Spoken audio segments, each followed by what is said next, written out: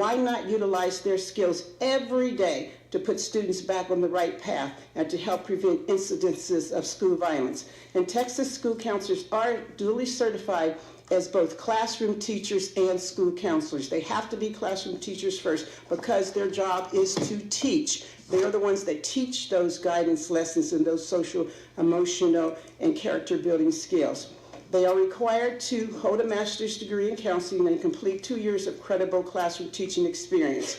The Education Code sets forth very specific duties for school counselors that support both school safety and student success. They are incorporated into the Texas Model for Comprehensive School Counseling Programs, which is a resource published by the Texas Counseling Association on behalf of the Texas Education Agency. School counselors strongly believe that if they are able to spend their time teaching social-emotional skills to students starting in pre-K, rather than doing testing, lunch duty, and other clerical work, that we will see a marked decrease in school violence in the years to come. Research shows that when school counselors implement their comprehensive school counseling programs, that teachers and parents and students report that they feel safer, disciplinary referrals drop, grades improve, graduation rates rise, and students are more likely to pursue post-secondary opportunities. We are very appreciative that Senate Bill 11 recreates a loan repayment program for school counselors working in Title I schools or in communities designated as mental health workforce shortage areas. This initiative will encourage school counselors to work in communities that have the greatest need and have limited resources. Loan repayment assistance for teachers and other mental health professionals has proven to be an effective strategy to attract and retain essential professionals in these communities that need them the most. Modeled after the mental health professional loan repayment program enacted 2 sessions ago, this program would make sure that the children in greatest needs in communities with the least resources are more likely to have a school counselor available to help them. Thank you very much for considering that program. There are 2 other sections that we would recommend that you reference school counselors. The membership of a threat assessment team in section 37.115 references counselors, but we request that reference to specifically have school counselors added. School counselors are currently charged to work with students and teachers through comprehensive school counseling programs to help them identify and manage threatening behaviors. Specifically referencing school counselors will ensure that the knowledge and training and resources that they bring to a campus will also be available to the threat assessment teams. Under Senate Bill 11, the regional educational service centers will have the opportunity to bring on board non-physician mental health professionals, like licensed professional counselors or licensed clinical social workers, to be available for resources and training for the districts that they serve. There is currently no requirement that our service centers have a school counselor on staff. Although service centers are often responsible for providing school counselor support services, especially in our rural communities, many do not have a school counselor on staff. We respectfully request that Section 2 of Senate Bill 11 be amended to add language to Chapter 8, Subchapter B of the Educational Code to require each service center hire a certified school counselor to provide their school districts with support and resources necessary to help them fully implement comprehensive school counseling programs. Thank you again. Thank you, Senator Lucio, for this opportunity to work with you to include school counselor loan repayment program in Senate Bill 11 and for your ongoing efforts, to recognize and increase access to school counselors across the state of Texas. Thank you, Ms. Bay, for your excellent testimony. Senator Hall. Thank you, Mr. Chairman. And you've been in the system for a while. A long while. Yeah, right. We won't talk about all that. Tell me, what's your assessment of the uptick that we've had in the mental problems since 2009? That's kind of where it started. What do you think what are the contributing factors to that? Honestly, I would start with saying that we're not doing the preventive work. We have got to start in our elementary schools. Those elementary counselors are so bogged down with other things, but we have got to get in the classrooms and we've got to teach them the social emotional skills that they need to make good decisions and to make good choices. And I think that's what's happening, as students are more exposed in society, to the internet, and to other kinds of outside dangers. We have to be more prepared in the schools to deal with that. That's not quite my question. Okay. What caused the uptick in mental problems starting to grow? In 2009, we started to see a growth of it. I'm not talking about what do we need to do about it now, Yeah, but we have not always had this problem to the extent we have it now. And it is, as you said, it's becoming epidemic. And I think So what is it that is the driver that is causing this? I think it's a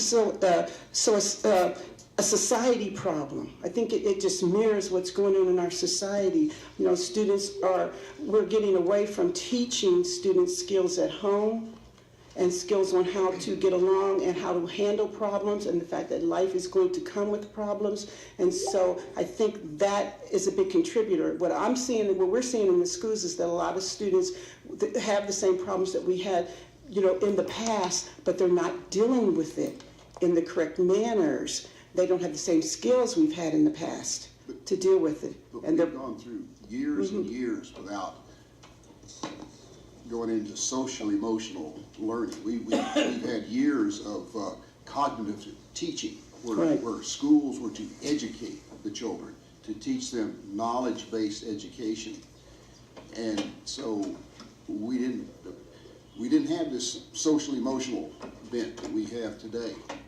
So and that is our problem. What is the change?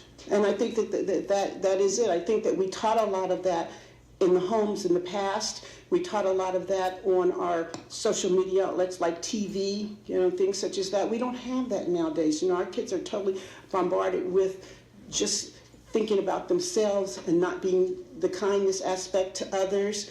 They see violence on a daily basis in their video games and then on TV. I think that is the difference. We had a nicer and kinder, as they say, society in the past. We don't have that anymore.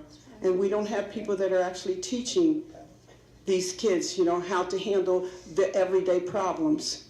And so a lot of the same things that we handled when we were growing up in the past, these kids don't have the same skills to handle that same problem. So what we hear a lot of is instead, you know, I want to cut myself, or I want to kill myself, you know, I want to hurt myself in some way. So you're saying that the school now is really assuming the role of the parent? In a lot of ways, in a lot of situations, yes. So how much academic time are we giving up to do that? Well, right now, so many hours in a day. And I think that is the problem right now, is though that we are focusing more on the academics than we are focusing, you know, on student mental health. Because what I see is a lot of our resources are going toward helping the students to be successful academically and to pass, you know, our high stakes testing. And we're not, and that's what school counselors are concerned about. You know, we are not utilizing, okay, the skills that they bring to the table to help these kids with the problems that they're experiencing. Does that answer your question? Yeah. Sort of? Sort of. But tell me, when you do a social emotional assessment and it indicates that there's some additional treatment, help needed, and the parents don't agree, what happens?